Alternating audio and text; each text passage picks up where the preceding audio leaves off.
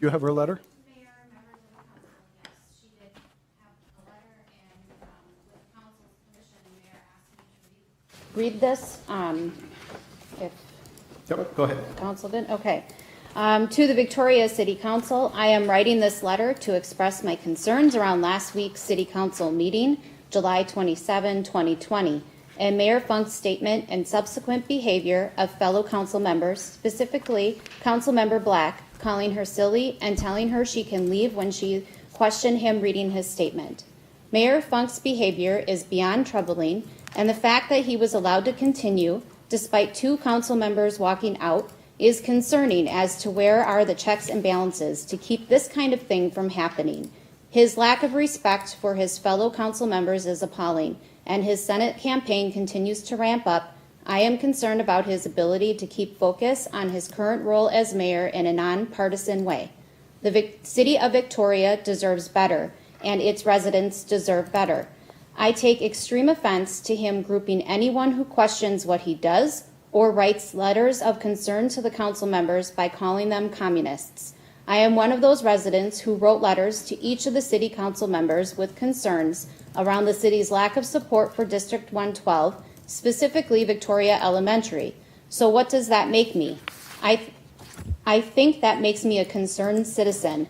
I am not a member of ROAR or Indivisible. I am just a suburban mom who has a 3rd grader at Victoria Elementary, who volunteers on the PTO and is active in her community, who is troubled by Mayor Funk's actions and how he is positioning himself as if his views encompass what the city of Victoria is about. I'm concerned that how his recent actions and campaign tactics continue to widen the divide in this community. The damage that his behavior is causing to our community is being felt on many levels. His group of supporters, many who don't even live in the district nor can vote for him, are continuing to help fuel the fire and divide this amazing city. We love Victoria, we love our school, we love our teachers and staff at Victoria Elementary School, and want to continue to see Victoria thrive for both our businesses and bringing in new families to our community. So I am writing to ask what is being done to hold him accountable for his behavior and to ensure that his blatant disregard for decorum does not continue. It's political tactics like this that have no place in our city, and it needs to stop. It's troubling to know that my vote helped him get elected in the last year. He continues to make me regret my vote I cast for him. Be better, Mayor Funk. Signed respectfully, Ann Frischman. And I'll give the address for the record for our city clerk, 8400 Gallery Parkway. Okay, thank you. Sarah Kuhn, next. My name, is this on? Can you hear? I think so. Okay. You may want to take your mask off so they can hear you clearly.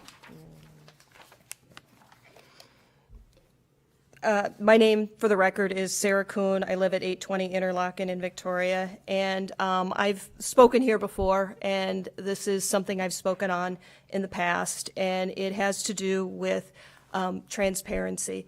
Mayor, at the last meeting, July 27th, you made a statement, and I will quote it.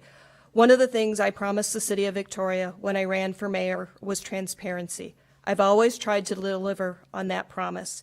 And for the last 4 years, you have been anything but transparent. And I've called you out on this before, and you continue to not be transparent.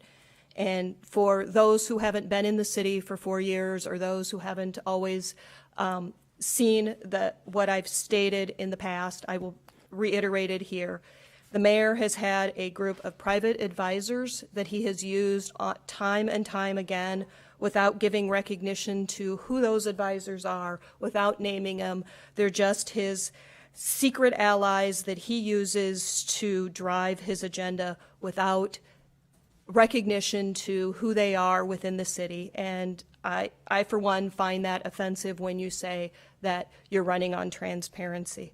Other issues of transparency that have transpired over the last 4 years include the July 23rd, 2018 meeting.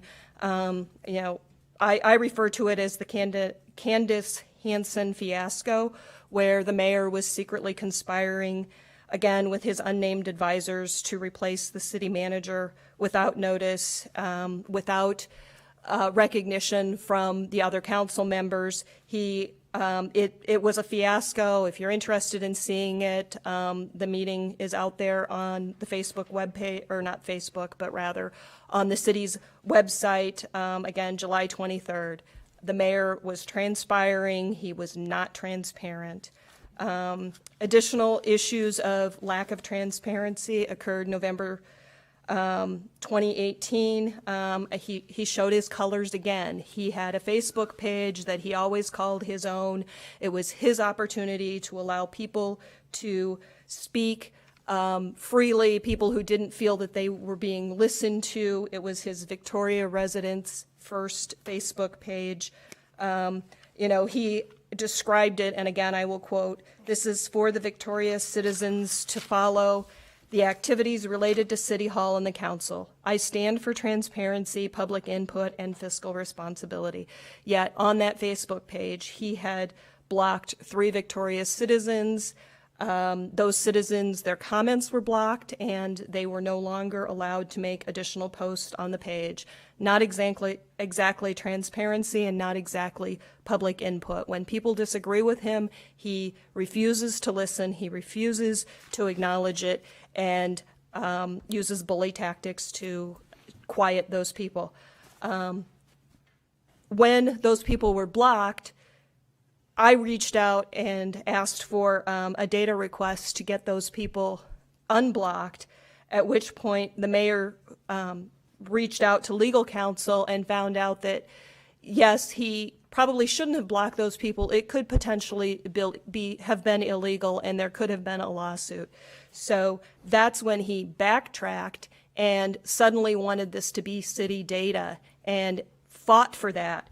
Go back and look at the November 2018 meetings if you're interested in seeing the details of that. But really what transpired there was not that he was seeking transparency or that he thought it was city data, but rather he was trying to cover his own tracks for a potential lawsuit, because he knew that he had reached out to a lawyer that someone had reached out to before him. There were 3 people who were blocked, and someone had reached out to a lawyer. So he was running scared. He was looking for the city to cover his legal fees. Now, when he's running for Senate, that Facebook page has been completely removed. And no, he did not ever turn it over to the city, even though in November 2018 he said he would. I've checked with city staff, and he did not turn that page over. He said it was city data, yet it's gone and it's not available. So, Mr. Mayor, you say you're for transparency, but your actions speak differently. And I don't think you're really what we want representing us in Carver County. Thank you. Ron Meyer.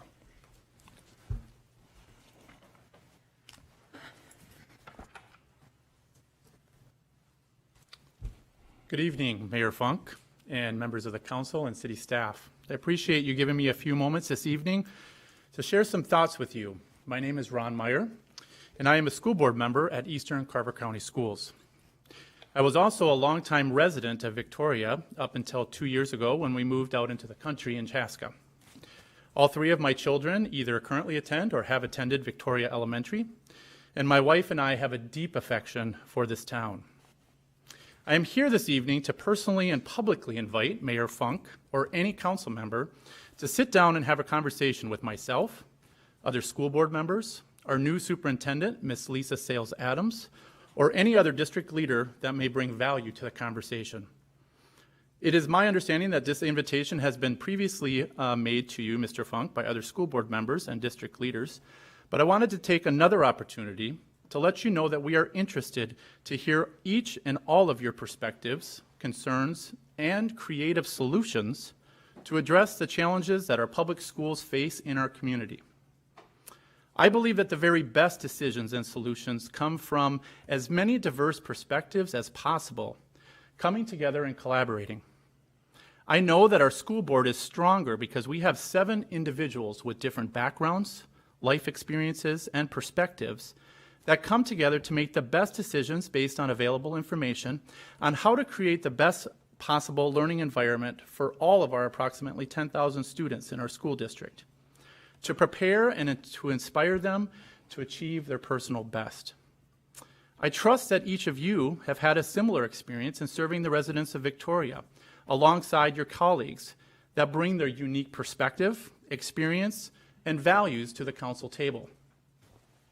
At the City Council meeting last week, Mayor Funk addressed frustration with being falsely accused of racism based on recent comments that he had publicly made.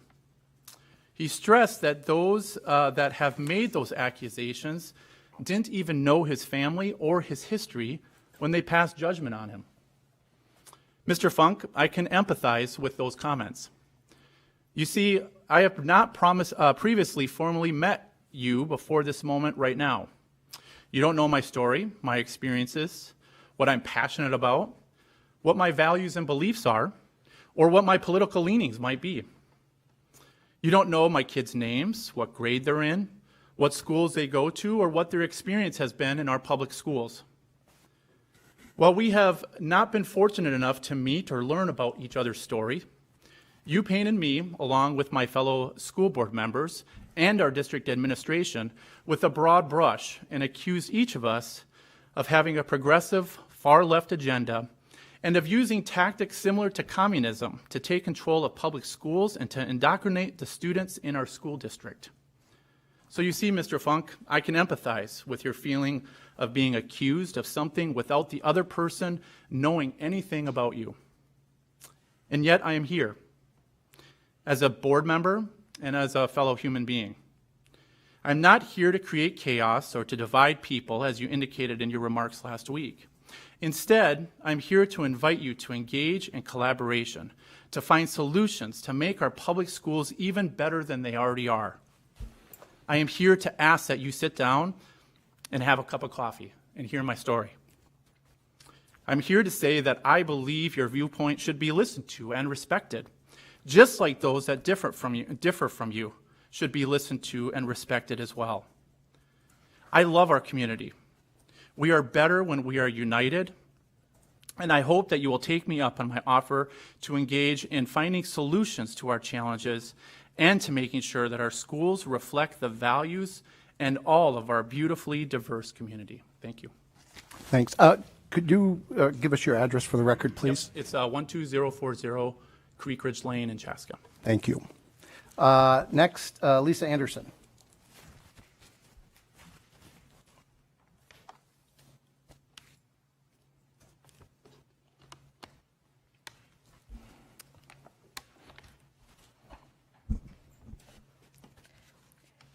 Good evening, Mayor Funk and council members. Thank you for allowing me to speak here tonight. I am Lisa Anderson, 11-year member of the Eastern Carver County School Board, business owner, proud mother of 2 American soldiers. In fact, this very morning, I said farewell to one of my boys as he deployed with Charlie Battery, 1st Battalion, 194th Field Artillery Unit to the Middle East. So imagine my emotions at being called a communist. Mayor Funk, I personally tried to reach out to you and to talk about your concerns with our district. So since you haven't followed up with me on those, I'm here to set the record straight on a couple of matters that you raised during last week's City Council meeting. First, regarding the GAR training. GAR stands for Government Alliance on Race and Equity. This program is offered by the Minnesota League of Cities, in which I believe the City of Victoria is a member, and it was recommended to district leadership by Carver's City Administrator, Brent Merrick. While the event was hosted at the district office, it was conducted for city and county leadership of the District 112 community.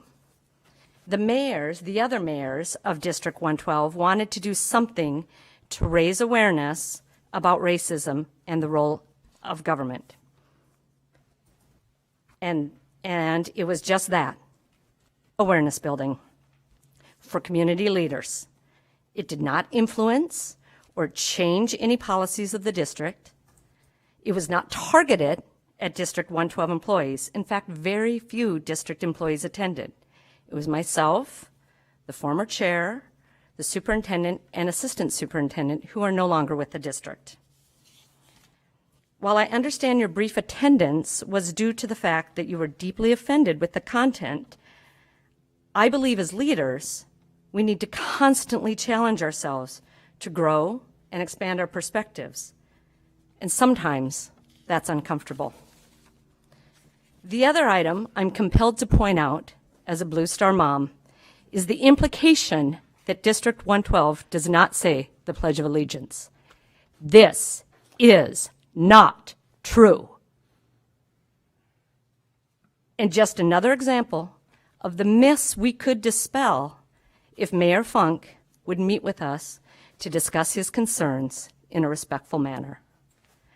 I'm sure, council members, that you agree that it is our duty as elected officials to listen to all opinions, not just those who agree with us, but especially those that don't. This is what democracy is all about. And Mayor Funk, I too empathize with you for being judged for standing up for what you believe in, because leadership is all about courage. Too many people today share their opinions in an attempt to start a fight, and too few are willing to sit down, find common ground, and look for solutions. That takes courage. You, as a former military man, you have that courage. I know you do. So once again, I invite you and those who resonate with your concerns, please reach out to the district, reach out to board members. Our public schools need to reflect our entire ever-changing community. It's hard, it takes courage, but we can do it together. Thank you. Thank you. Next up, Lisa Rock.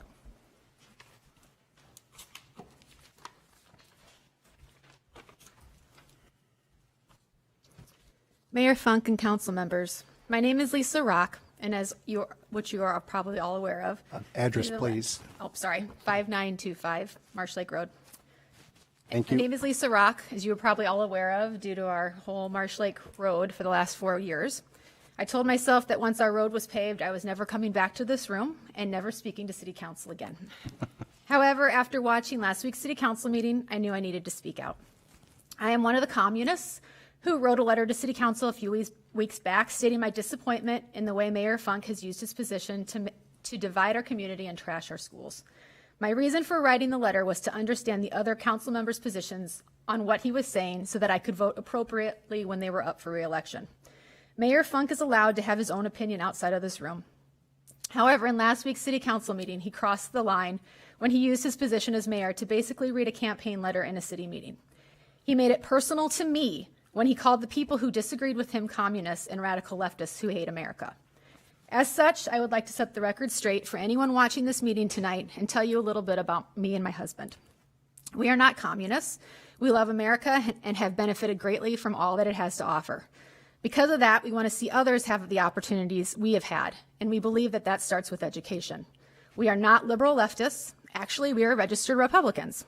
For the record, I have nothing against liberal leftists, but I need you, Mr. Funk, to understand that this anger you are seeing tonight is coming from both sides, not just what you define as the radicals. My husband and I are small business owners. We are Christians. We both greatly supported your run for mayor 4 years ago, and we're excited to see the changes you promised. Basically, we are your base. And yet, we still disagree with you on pretty much everything you have been saying lately. We have had children in District 112 schools for 7 years. We have seen none of the things you accuse them of doing. We are disgusted with how you have divided our community and used your position as mayor to propel your political career.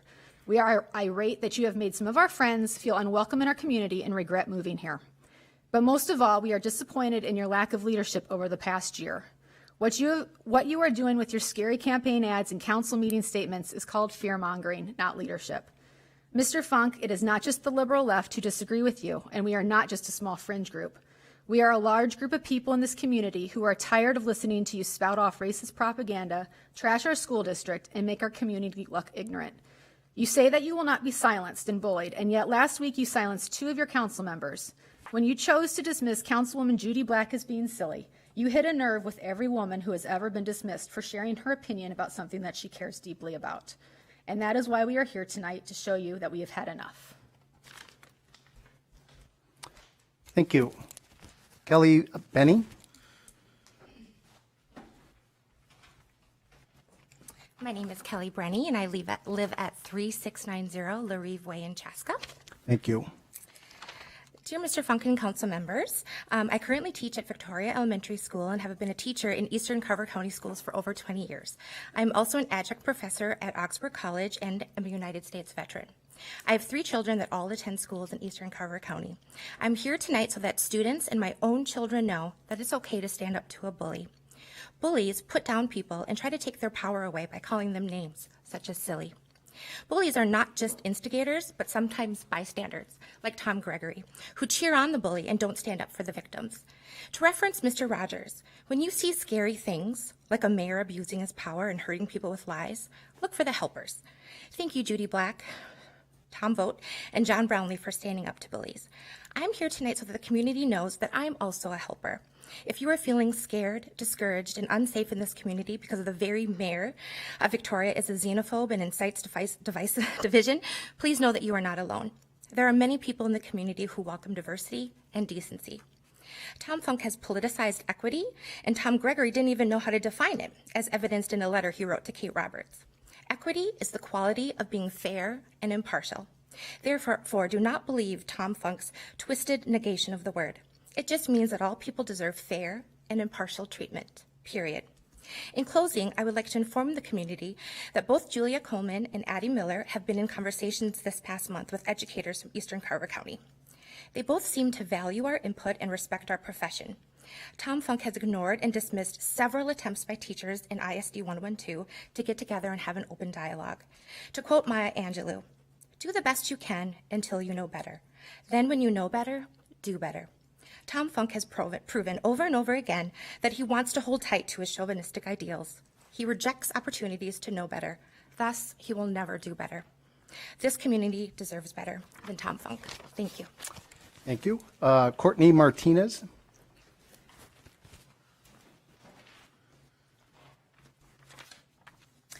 My name is Courtney Martinez. I live at 9080 Meadows Drive in Victoria. Mayor Funk and City Council members, I have lived in Victoria for 14 years. My husband and I have 2 boys who attend public school in the district, and I have 13 years of experience as a public school teacher. I'm here today speaking on behalf of moms, dads, my neighbors, and my friends who represent Victoria and Carver County. We represent different political beliefs, religions, and race. And we want to express our disappointment in Mayor Funk's behavior at the last City Council meeting. Some of us have voted for Tom Funk in the past, and we're here to say, never again.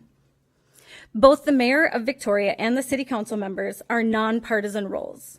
The Mayor serves as an ambassador for our community who should highlight the good that is in Victoria.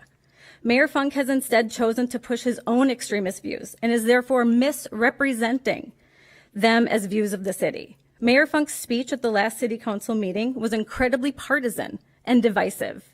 He referred to people who oppose him as communists, leftists, and radicals. Not only is this not true, but how can someone fairly represent a diverse community if he uses name-calling to show his disagreement with others?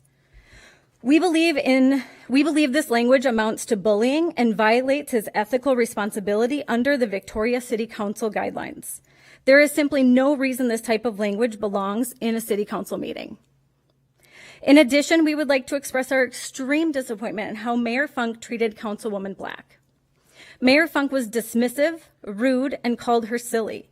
When used in this context, the word silly is almost exclusively thrown at women in a sexist attempt to dismiss an otherwise valid argument. We demand an apology on behalf of Councilwoman Black. It is clear, not only from Mayor Funk's language and policy positions, but also his invocation of his Korean ex-wife and diverse coworkers, that Mayor Funk is not educated enough about race and racism. Mayor Funk is not an ally to diverse communities. We urge the council to censure Mayor Funk for making a political speech at a nonpartisan City Council meeting and for violating the Victoria City Council policies on leadership, ethics, and bullying. We are speaking out and letting you know that Mayor Funk's rhetoric does not represent the views of the City of Victoria. We strongly recommend the City Council undergo an extensive diversity and anti-bully training in order to better serve your diverse community. Finally, Mayor Funk, you may not appreciate the damage you are doing to our community with your divisive rhetoric, but we will make sure you will not do more damage in the Minnesota State Senate. We urge you to resign and save our community from further embarrassment.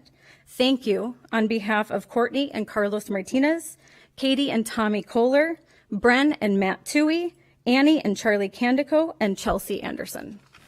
Thank you. Pam Wentick.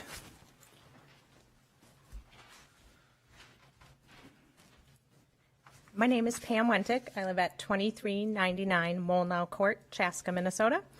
I've been a resident of Carver County for 17 years. During that time, I've heard tales of the politics in Victoria. Since I'm not a resident of the city, I've never paid attention to them. That changed last week when Mr. Funk spoke at the end of your city council meeting, and your tomfoolery now affects the school district my children attend. Mr. Funk implied that District 112 does not allow students and staff to say the Pledge of Allegiance, which is a lie. Not one member of the council who was in the chambers asked for clarification of what he was saying about the district. As a member of a school district that encompasses multiple cities, you have an obligation to hold elected officials to a standard of truth-telling when they are speaking about the district. You have failed the residents of your school district community.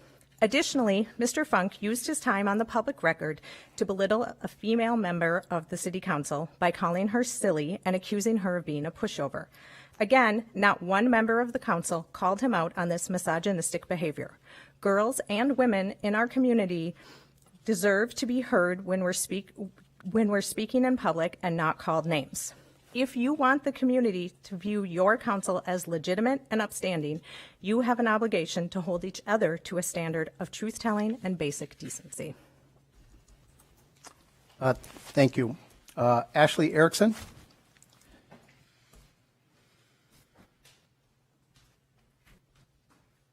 Ashley Erickson, 8615 Ambergate Drive, Victoria, Minnesota.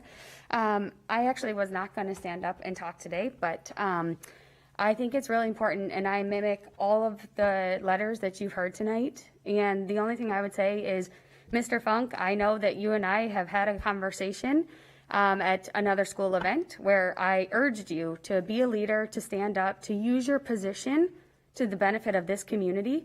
And you have showed that you aren't able to do that. So I would encourage you to continue to educate yourself, to get all the voices of this community, not just those that align with your political agenda, but hear everybody here. This should tell you right now that we're done. We are not going to continue to divide this community. And if you want to be a part of that, you need to start doing your part, whether it's here in Victoria or at the state level. Tom, I would encourage you to have a voice. Deb, I would also encourage you to have a voice. As silent bystanders, you two are just as guilty as he is. Judy, thank you so much for speaking up for all of us, and I apologize on his behalf for the behavior that went on last week. Thank you again from all of us in the community that support you and support your efforts on the City Council. Thank you.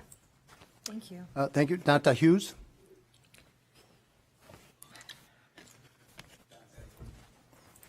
All right, sorry, Dante. My name is Dante Hughes. I live 714 Rebel Road in Chaska. So I've been one of the people that you attacked on different levels for the last few months, actually. I am a member of ROAR, Residents Organizing Against Racism. My kids were targeted with racism last year, and I was upset at the school board. So I started going to school board meetings, and I let them hear my frustration. I was upset at the principal. I was one of the people that wanted him fired. But I calmed down, and I started to talk to the school board members and also the principal at Chaska High School. We talk often now. But also I started to get into the community and have conversations and let people know what was going on and why we need to be different, why we need to think different, why we need to treat each other different. I feel bad for the people that consider you a friend, because when you make your accusations on Facebook, they defend you and you're gone. that is not something that I would do to a friend who's defending me, and I would also like to defend my own name. And equity, we don't talk politics. We talk students. I hate politics because of that. There's so much division that politics bring. And I don't think it's fair to anyone that want to see everybody work together, that want to see everybody doing good. I'm one of those people. And I told people I would never run for school board because I didn't like the way that it operated. But I got to know the school board members. I got to know how they felt about my kids. And I've even apologized to the Chaska High School principal for me being so upset because I don't believe in holding grudges. I believe in building bridges. There's nothing about equity that would allow me to continue to be on the equity advisory group and allow my kids to be treated better than anybody else. I would not allow any kid to stand in front of me and apologize for whatever race he is. Absolutely not. I've been saying this for over a year now. If you've seen any of the school board meetings, you've heard me say it. There's this term that I like to use, intentionally ignorance. That's what you've been doing. You have not reached out to see what equity is.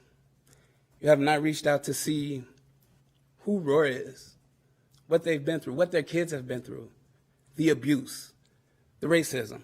My kids were followed in Chaska High School by a group of boys last year. And I still came back to build a bridge. And that's what made me decide to run for District 112 School Board, because I can have conversations in a community with just about anybody, even some of the people that follow you. And they'll let you know who I am. I'm not a divisive person. I'm not angry. Well, I can be, but I don't let it affect what I say. I don't let it affect how I treat people. I don't believe in equality because of things that we have dealt with here and your statements. I don't think that you can believe in equality because there's an obvious difference of how you treat the people that you consider friends and the things you say about me on social media without knowing who I am. I don't sympathize with you. As adult men, I expect us to be past this part. I expect us to be more mature. As a city leader, I expect a leader to lead. Not just lead a few, but lead all. Thank you. Anybody else? Council, comments? No? Then I've got a couple of comments real quick. My statement in the last council meeting was simply prompted because of the fact that both council members Vogt and Black and Mr. Brownlee brought politics in this council. Prior to that, Point of order. Point of order. No. go ahead. What's your point of order? The point of order is that you're bringing it back in again, and we were not bringing politics in. We were talking about you not bringing politics in. Okay, so Can we vote on that? Yeah, point of order. Let's move on. Let's move on with all right, I get a chance to respond. If people come in here and make these statements, it should be fair for me to respond. The council has always done that in the past where we've interacted or we've had short statements. So I believe I'm entitled to that. But you're already saying something that wasn't true. All right, You all get to come in here, Martin. I haven't heard anybody speak. Let him talk. So all in favor of letting me continue, signify by saying aye. Aye. Aye, just discussion. One thing, I've been on this council for 3.5 years, and one thing that frustrated me incredibly with the previous mayor and administration is they're constantly limiting people from speaking and rude comments and interruptions of people that spoke.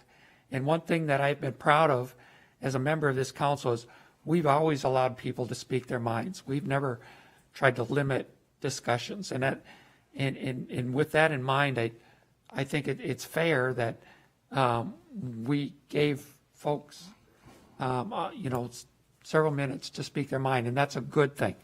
That was one of the things that frustrated me with District 112 when all this was going down about the referendum is kind of the heavy-handedness of limiting people speak, not allowing any applause, those types of things. I think at this level of government, that interaction, I'm sorry, I forgot my mask. That level of interaction is a good thing. The more we share ideas, the more we allow people to speak. I think that's a good thing. So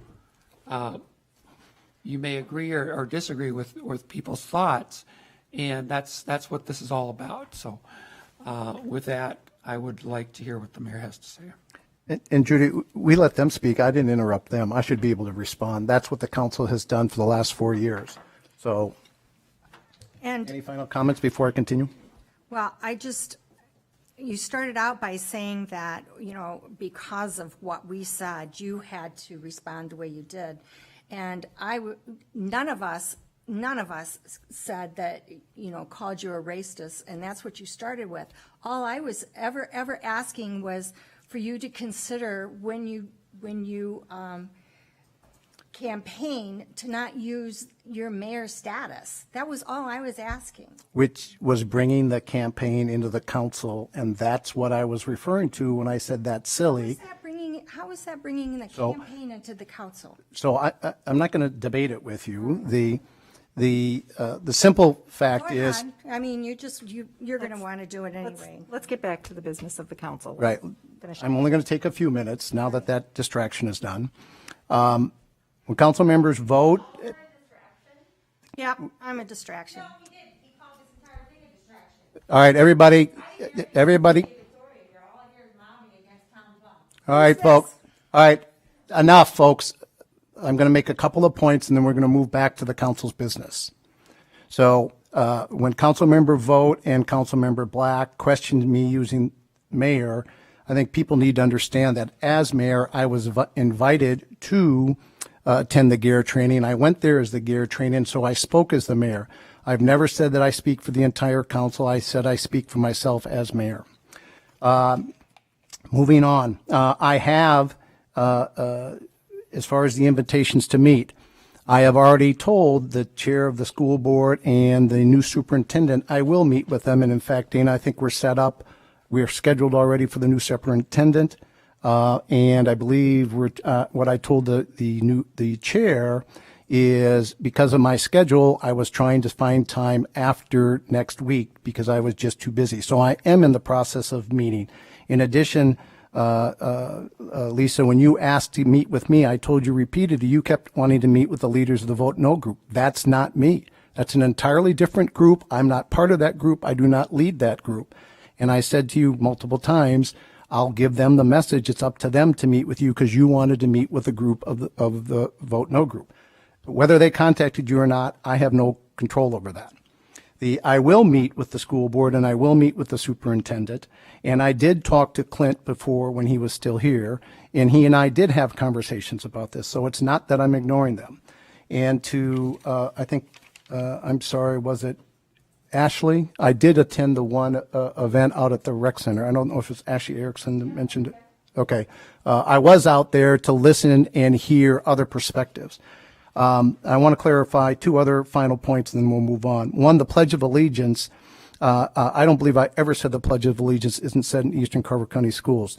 That phrase came from the letter I received, an anonymous letter I received from a teacher. Those weren't my words. I was reading what that teacher said. Okay, well, I don't know who it is because maybe you figured out who it is. All I know is I got the anonymous letter. It was in the letter. The other thing is I will apologize to you that when I said silly, if you thought I was referring to you as a lady, I apologize. That was not my intent. What I meant by silly was the fact that I can't use the title mayor. I won the election. I am the mayor. That's what I meant by silly, is not being able to use it. So if I offended you, that I apologize for. That was never my intent. Final point, communism. I wasn't accusing anybody of being communist. What I was trying to do and trying to illustrate is the tactics that communists use to seek and divide, or the same kind of tactics being used against me in the campaign. So if that somehow got the wires crossed and people thought I was accusing people in our community of being communist, that's not what the intention was, and that's not what I meant, but that was a rather hectic event at the end. So with that, I don't think we need to go any further. With that, let's get back to the council's business. I told you I'd be short. Next item up. Yep. Next item up. Council, can I get a motion on the agenda? I make a motion to approve the agenda. Thank you. Can I get a second, please? Second? Thank you. Discussion. And council, any changes? Nope. No. Dana, any changes? All right. Discussion. Hearing none. All in favor signify by saying aye. Aye. Agenda is adopted.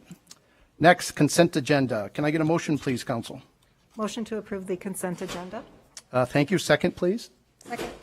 Discussion. Anybody want to remove anything from the consent agenda? All right. Hearing none. All in favor signify by saying aye. Aye. All opposed? Motion carries unanimously. I get Oh, I'm sorry.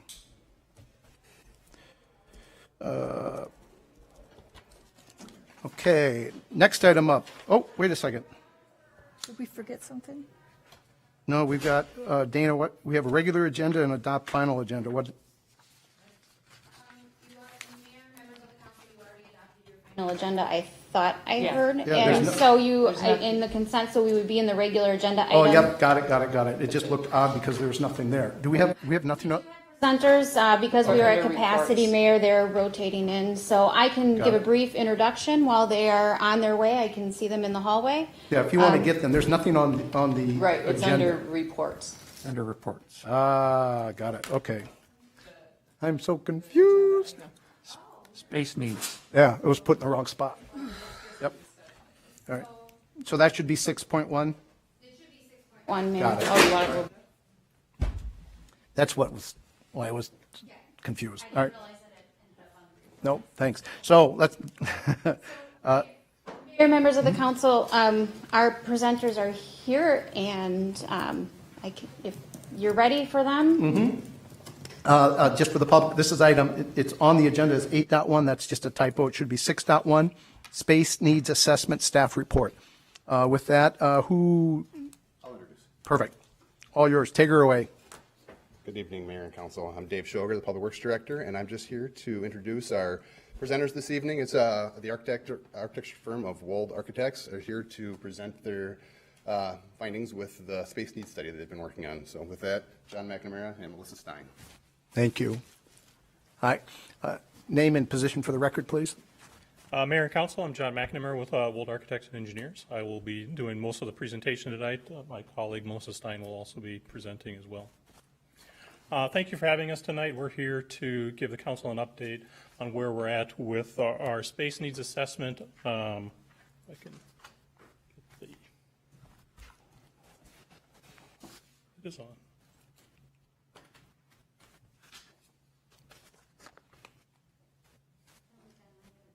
I guess.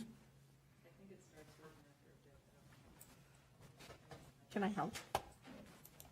No. Yes. All right, somebody play music.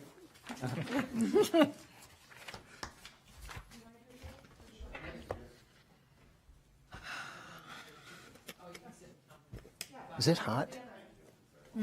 It's like 80 degrees in here, isn't it? Oh, it is. Is it 80? Yeah. Holy moly.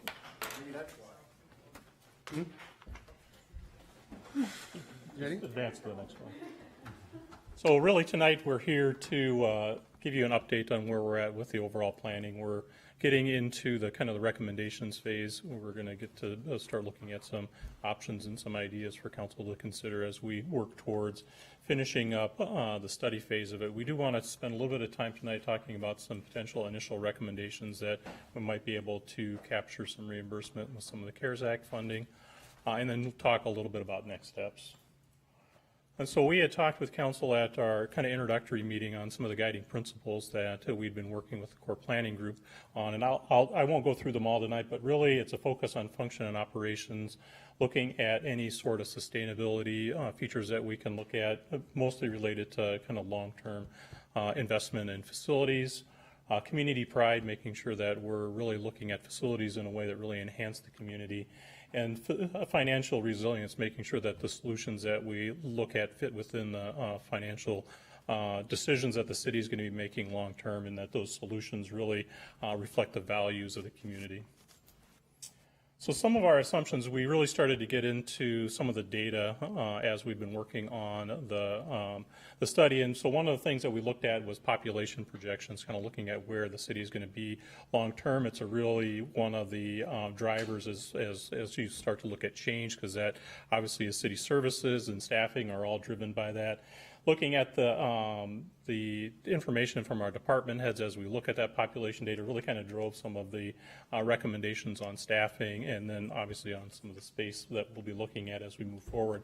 Population projections really indicate that the city will be looking at about 15,400 people in 2040. And so there's been a significant amount of change in Victoria over time, and you can kind of see, you kind of know that as you have kind of lived it here. And so that's roughly about a 20 to 22% change, and so these kind of align with the Met Council's projections for the community.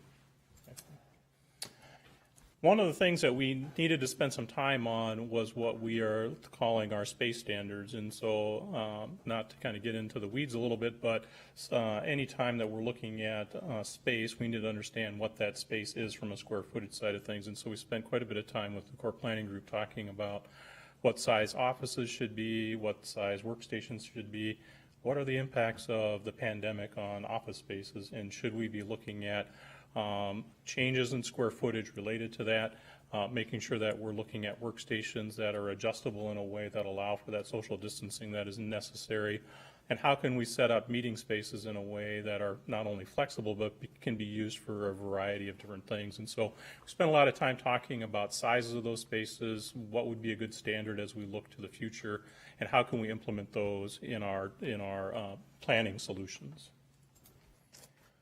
So one of the things that we have for you today is kind of a summary of the spaces in here. You can see basically there are 4 columns in there that show our existing utilization, some of our short-term recommendations, midterm recommendations, and long-term recommendations. And along with that, there's a column in there that talks about staff. And so the first column really is what the existing utilization is for the different facilities. This one happens to be for City Hall. You can see that we have roughly about 12,000 square feet of space in this building, which includes the Dakota County Library on the first floor. And we have a projected space needs out into 2040 of roughly 13,500 square feet. So you can see a little bit of change, but ultimately this facility works well for what we're expecting it to do. There might be some need for some change as you look at operationally, and certainly the space where the library is a good space to be looking at long term as the city grows. Next one. Public Works, again, some changes there. A lot of those changes, frankly, will be impacted by vehicles that the city will need to support that population, and the number of staff that are necessary. Roughly about 1 staff person per 1,000 population is a good rule of thumb as you look at staffing for Public Works. And so you can see that the staff numbers for Public Works will increase as your population grows, and so that'll require some additional space for that group. Next slide. For the fire station, I think one of the biggest things for council to consider is as that department changes and grows over time, and you transition from a volunteer duty crew to more of a full-time or a part-time duty crew model, there's going to need to be more space for firefighters within that facility. There's a little bit of expansion space in there, but certainly not enough to handle everything in one location. And so some of the conversations have been around, do we provide all of that in one location, or are there potentially two locations that we can look at, or a different location in a, that would serve the community better? So as you look at kind of the square footage change in that department, it's really going to be reflective of the vehicles that are necessary for public safety, and also for the staffing changes that might occur over time. Next one. For our wastewater treatment building, not a lot of change, mostly on the staffing side of things. Based on our conversations with staff, the facility works well for the equipment side of things. There might be a need to expand those services over time, but there's not a real immediate need for change in there. There's a little bit of staffing increases over time as well. And for the recreation center, I think some of the biggest things in that facility are really revolve around providing program space for fitness and some of those events that occur in that facility. Obviously there's 2 ice arenas in that facility, that one of them being utilized by the school district, the other is a city asset. And so as you look forward in time, how you manage that facility may change some of the staffing pieces of it. I think the biggest thing that we saw in the rec center is how the staff spaces are a little bit spread out there. There's not a lot of continuity between where office spaces are, where the information kind of check-in desk is, and so there's some basic changes in there, but not a lot of square footage changes that are necessary in that facility. So one of the things that we do, and I'm going to have Melissa to do that, we had to do some virtual tours, as access to facilities to go actually in person were difficult, but we have some facilities that I'll have her walk through with you. Thank you. Hi, Mayor, council members. Thank you so much for the opportunity to be able to speak to you guys today. I am Melissa Stein. Like John said, we weren't obviously able to go on actual tours, but we did take some virtual tours, which gives us a great opportunity to show you kind of the things that we were seeing, and some, as we look at staff spaces, just kind of some of the spaces that we would want to try to implement here at the City Hall, but also at all the other facilities that you have at the city as well. So the City of Hopkins, that was one of a recent renovation to their city space itself. One of the big things that they have is very similar to one of the issues you guys are feeling, is that when you came to City Hall, you didn't really know where to go once you were in the building. They had an upstairs and a downstairs, and the wayfinding was just not intuitive. Plus, they had a City Council chambers that wasn't very open and inviting, and it didn't provide enough space for the council members or the staff members either. Dave, if you can switch. Thank you. So the photo on the left is the council chambers. As you can see, we were able to spread them out a little bit more, put the staff members on the side, and really give them a little bit more space and kind of open it up.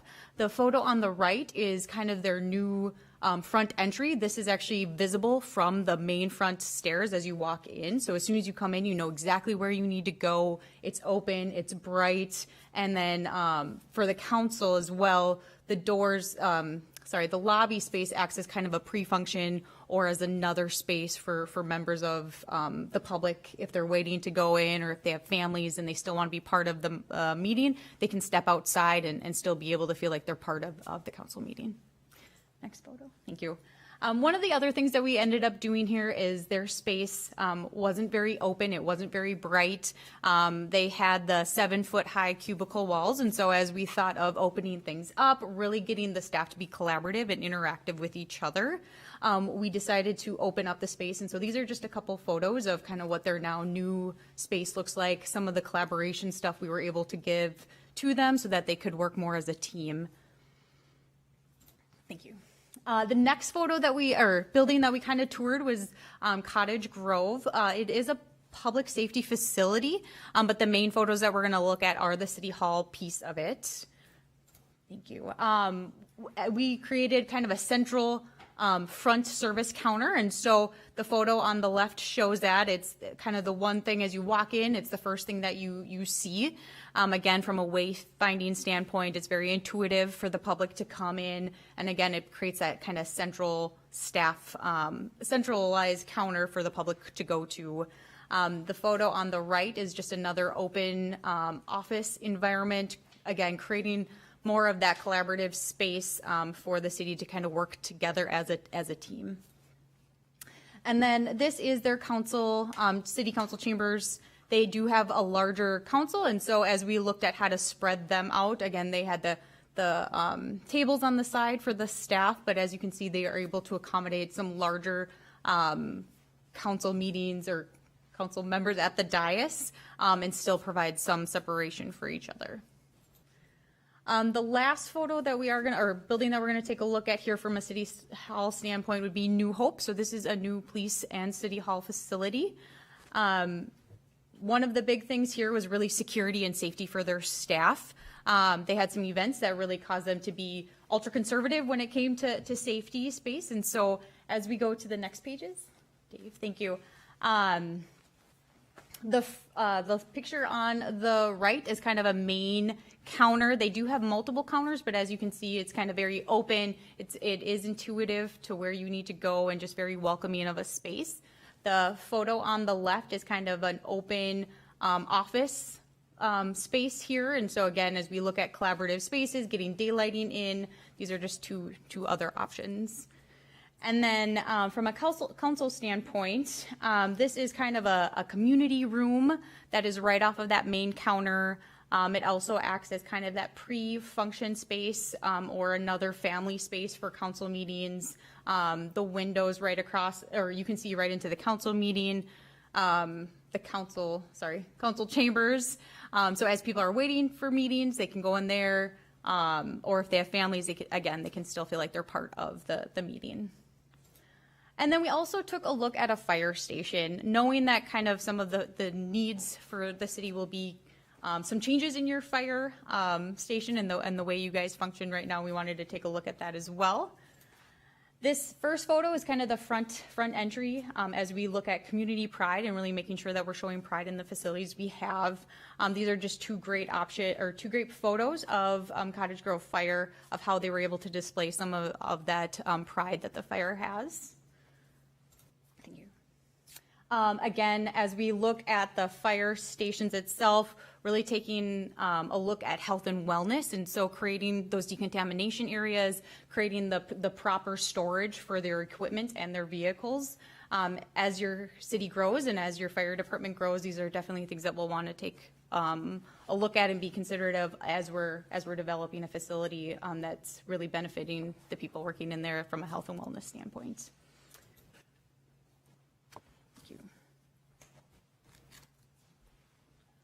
Well, Mayor and Council, one of the things that we know is important is to try to look at ways that we can look to implement some things potentially right away.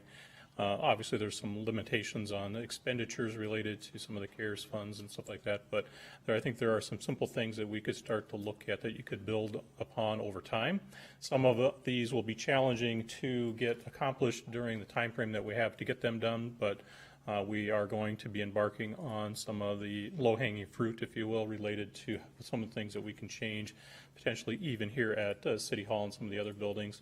We've talked about at City Hall, it would be nice to be able to modify the office area a little bit to get better social distancing, maybe look at workstations that are more adjustable, that have panels that, if you're going to have a height adjustable station, perhaps there are panels that can go up and down with it. To allow for more of that social distancing. We've talked about the council chambers. Obviously, everybody is sitting in different locations here to try to spread out. One of the things that, as we were looking at the tours, that image of Cottage Grove, you saw that there was a significant amount of seats up there. They have some fairly large commissions, and they wanted to be able to spread out and allow for more distance in their meetings. And so that might be something that we can look at for the council chambers here to try to get a better council dais for all of you. We know that there are some HVAC things that we can do, whether that's airflow in this facility, whether there are UV treatments that can be done to kind of help filter the air and some of that type of stuff. We've got a meeting later this week to start chatting about some of those ideas and how we might be able to implement some of those at City Hall and potentially other locations. Public Works, I think the biggest challenge there, and it goes beyond just this project, as they add staff, their break room is significantly undersized in that building, which doesn't allow for any sort of social distancing in that area. So one of the things that we want to look at should we be looking at making changes to that building to improve upon that. We talked about at the fire station, some of the ability to use that mezzanine space would allow us to spread out in there a little bit. One of the challenges that we have in that facility is all of the fire gear is right in the apparatus bay. It's very tight in there. And so if we were to engage that mezzanine and move some of the training functions and some of the day room functions up to that level, that would allow us to potentially move some of those things out of the apparatus bay and get some better separation in that facility. We talked a little bit about the rec center and some of the challenges that we have in there, so we want to study a little bit as to how we could improve that customer interface in there, maybe combine some of the rec center office space in that area. It's a pretty generous space, and it looks like there might be some opportunities there. We know that there are some funds available for that. Likely the list above there would likely exceed those funds, just looking at it. But we want to start looking at some of the things that we could do right away, and then certainly bring it back to council for further feedback as to how we might continue with some of these in that kind of immediate needs portion of the project that we had talked about. Next one, Dave. So how does that all work? So certainly the immediate thing is what can we get done in a short period of time to capture some of the reimbursement for these projects. So we're going to start on that design process even yet this week, and we'll come back to council with some recommendations on that. Short term, which is in that 0 to 5 year, and certainly you wouldn't stack these all up at one time, but we have talked with council that the downtown public works site is a priority to not only improve parking for the downtown area, but also to replace that building that's on that site. So we put that in that short-term needs. Some of that fire department reconfiguration and decontamination protocols are in that short term. As you move out over time, City Hall, as we increase our staffing and our needs in this facility, we're going to need to look at how we might be able to expand City Hall. Some renovation over at the rec center, potentially looking at the library in its location, the fire apparatus expansion, and some additional work over at the Public Works facility. So one of the things that the downtown project triggers is a need for additional storage out at the Public Works site. And council might be aware there is the ability to expand on that site. It was actually master planned for an addition onto that building, so having additional vehicle storage out on that site we see as kind of a midterm solution. And then long-term, thinking about public safety as it relates to our fire and first responders, and then, at some point in time, some expansion of the wastewater treatment facility might be necessary. Yes, ma'am. I just have a quick question. This is the CARES Act projects list. Are they going to allow the funds to be used 10 to 20 years from now? No, this list is the overall recommendations. That very first top bullet on there that says immediate is those initial projects that we were just talking about on the previous slide. Dave, Okay, thank you. Yep. Can we go back? No, that's fine. So I think what we're suggesting is that there's an immediate need to do some investments in facilities that we potentially can utilize some of that CARES money. As we get into the recommendations for beyond that CARES stuff, these are the projects that we would be recommending. Thank you. Yep. So for our next steps for this is to kind of develop that CARES Act documentation to get some more clarity and final cost estimates around that work. Develop some preliminary building concepts, because it's great to figure all the stuff out in a numerical and kind of the words of what we want to do. We want to test it to see how that works with the buildings and the infrastructure that you have. Finalize those recommendations and then bring that back to council for adoption and next steps. So with that, Mayor, Council, I would send it back to you for any questions.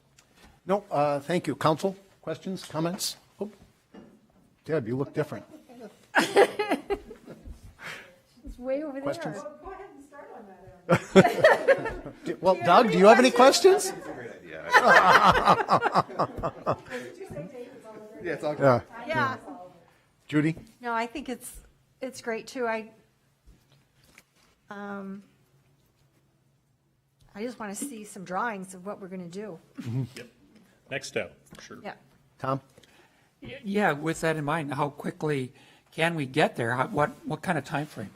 are we looking at for ideas, drawings, possible putting it out for bids? We've got a lot to do before November. For the initial immediate stuff, we're going to be working on breaking it down into smaller pieces that can be procured more quickly. That's the main focus of our topic on Wednesday this week, is to figure out how possible it is to do some of that stuff. And if we can keep it to kind of already bid competitive contract stuff, we can get going on them much sooner than if we have to do a competitive bid project. And that's been one of the struggles that I think most folks have with trying to do larger scale building projects. Right. Go ahead, Dana. What John's saying, that we did receive clarification from the state and the League of Minnesota Cities on Friday afternoon or Friday morning, and on our deadline. So for cities, we have through November 15th to expend all the money that we have through our CARES Act funds as a city.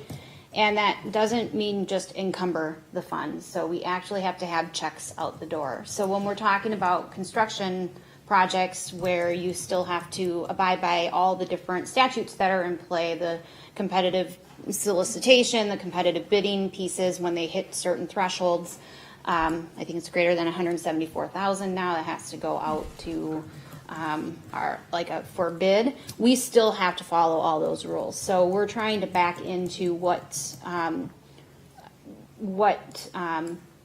achieves our goals, and what we're trying to get those, as we talked about earlier, those incremental steps that we can take now that will help us achieve those longer term goals that we're shooting for, but to do that within all the different guidelines that we must follow in order to use these funds for those projects. Are we going to be able to use the 650?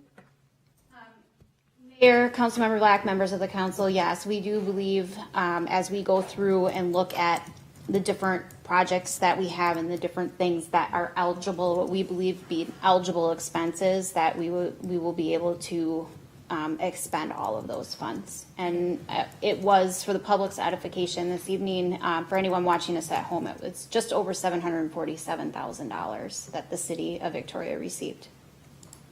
Great. One other point. Our entry into this building, I've always thought was pretty sad. And I don't know if you kind of miracle workers or not, but any ideas pop into your heads on what we can do with our entry? Or haven't you given that much? Not yet. Okay. It is a challenge because you're right up against the property line. So Yeah. this building fits edge to edge, end to end. And so they fit a lot in a small space, I will say that. Yeah.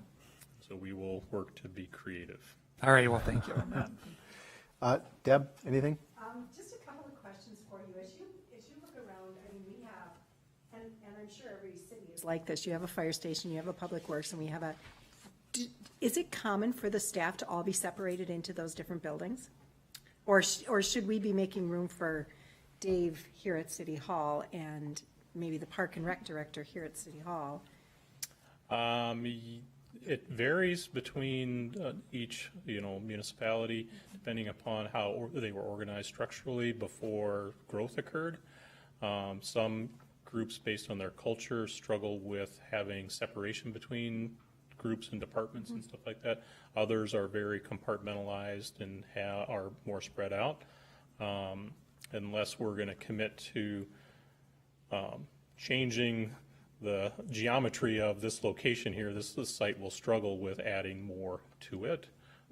So some separation between the groups is going to be necessitated based on the physical constraints of the facility that you have here. Certainly there's square footage available here, but that triggers other things that we're certainly going to be exploring in the next phase to see how we can add more space here. But then it becomes administratively, how does that work best to deliver services? If that means adding more to this site, then I would encourage that conversation so that you have more services for the public, that kind of that one-stop shop type of thing. But some of that will be dictated based on the library and other factors. And stuff Okay, like that. which you kind of hinted at. My Alluded next to, question yes. is about where do we go with that library? And Right. we just don't really have those answers right now. And parking is the other big one. Yeah. So. How much space is out by the rec center? Do we have quite a bit of buildable land out there? That's a good question. I don't know I have an exact answer for you, but there are some challenges out there from what I recall looking at the site plan. Do you recall how much space is out there? Not numbers necessarily, but we have explored looking into what else could go out there. With adjacencies to the building, it might mean displacing some other amenities that you currently have out there. Not saying you would have to take them off of the site, but they might just have to be relocated around the building in a different location. But like John said, we are currently exploring all of those. Yeah. All of these questions that I have are likely to not have answers for. So That's okay. They're all things that we're thinking about. Yeah, I'm curious about land acquisition and how much land we think, because we're looking, this is a 20-year space study, so we're looking out 20 years at what this community is going to need. And obviously, we're not going to be able to do that within the current facilities. So there's going to have to be some acquisition of some sort, whether it's land or another building or an adjacent building or, and that was just one of the things that I was thinking about is the rec center and how much land was out there. And rather than displace the library from downtown, maybe the city offices go out to that. I looked at this before. I'm almost certain that that's where the city hall should have been built, at least in my opinion, originally. I think there's a little bit of reeds that there may be you have to trade or buy a little land with the watershed. I think we own it, though. We own all that property, we, the city. Dana, do you know off the top of your head? Mayor, members of the council, I don't know off the top of my head. Okay, I didn't mean to put you on the spot. I'm almost positive, it's been a while, but I'm almost positive that we own that. And there were some earlier discussions way back when. This was 6, 7 years ago, so it's been a while. But there was some discussions, and I think it goes to your point, where some of the stuff that's right off the parking lot there may have to be moved, right, depending on how big of a footprint you want to build. But a lot of that parking, it's there. If you think just south of where the rec center is now, I think that land, you could build something up there. So when you took a look at the space, do you guys look at, and this is probably, I don't even know if this is a fair question to ask, but I'm going to ask it anyway. You guys might roll your eyes at me, but do you guys look at things like park facilities? Like, do you have enough football fields, soccer fields, baseball fields, that kind of stuff, or is that different? Is that more of a park and rec kind of a? More of to answer your question, no, that's not in the charge of what Okay. we were specifically looking at. It's more of a comprehensive plan that would be more in line with the Parks and Rec Department. Yeah, the buildings. Make sure that you're providing enough programs out in the community, which then may drive some of the decision-making around parks and facilities and that type of stuff. Our focus is specifically on, do we have the right infrastructure to be able to support the city population long-term? Right. And to answer your question directly, I think you saw in our next steps, we're really at that, and I love the feedback because that helps us as we start to look at that next phase. We have all of the numerical data, we have all of the ideas, and certainly more now from council, but we have not done the options piece of it yet, and that's what we're embarking on in August. To answer your question, we'll likely have another update to council and some recommendations later in August or after the Labor Day holiday. And then probably the final question, I should probably be quiet over here then, is I am really curious about how you are seeing people react to what's going on currently with COVID. So if you walk into our city hall right now, you see the science boards sitting up with pins, so everybody has their space separated. But, hopefully that this will pass and we will get a vaccine and we can go on to life as usual where you can interact with your neighbor without standing up out of your chair and those kinds of things. I'm curious as to what you're seeing and how you guys as space planners are thinking about COVID, are thinking about work from home, are thinking about remote work, And how does that impact how you program space? We are. It's a very new topic, and there's a lot of thought leadership out there from different sides of the equation, from, what does a 100% remote workforce look like, to some hybrids in between, to, well, eventually let's not overreact and we'll all be back together and it's business as usual. But I think anecdotally, my own opinion is it'll land somewhere in between, and that we'll have some hybrid that I think we're being forced to learn how to work differently, and that with those learnings, that we're not likely to go backwards on that. And so we have to have our workplaces be able to adapt to different levels of risk as we look to our health professionals on how to best mitigate this until we get a vaccine. And then once we get a vaccine, I think, we're still going to see the workplace has changed, right? We're still going to need flexibility. We've always been preaching over the years flexibility in our office environments so that our buildings don't have to change in order to react to how we do business. And so it's not new to us that a flexible work environment is a better work environment, because it allows you to handle the pandemic by placing some of your people out and allowing some of your people to come back. How we deal with lobby spaces and that face-to-face connection, I think that's still evolving. I don't know that we have the right answer for that yet. Just my opinion. Thanks. I'm watching it with curiosity myself. I am too. I read a lot of stuff on this stuff, and I haven't seen a concise final version of it, because I think it's still evolving. Yeah. Good. Thanks. Thank you. The only thing I have to add is, please get the HVAC fixed. It's never been right. That is our main topic on Wednesday, Mayor. Council, anything else? Oh, one thing, because the time frame around this is very short and it's very specific, just from we have to lay the money out and then we have to apply for a reimbursement. Is that correct, Dana? Mayor, Councilmember McMillan, members of the council, we have already received our entire disbursement. Oh, we have the cash in the bank. We do have the cash in the bank, and so now what happens is essentially we have to show documentation to the state. We have to report every month, and you're basically, it's like a liability account. You're basically deducting, and whatever you don't use you give back. And for us, we give back to Carver County. So. Okay, great. Then does Carver County get to use that money if there's money left over? That is correct. And they have, Carver County has a longer deadline, a different deadline than the cities, and then the state has a different deadline than. So it'll go back. It keeps going back until somebody spends it. Mm-hmm. Great. You hate to see that. Use it or lose it. Yep. Council, anything else? All right, thank you very much. Thank you. Thank you. Next item up, roundtable. Council, anything for staff to look into? How about our newest council member?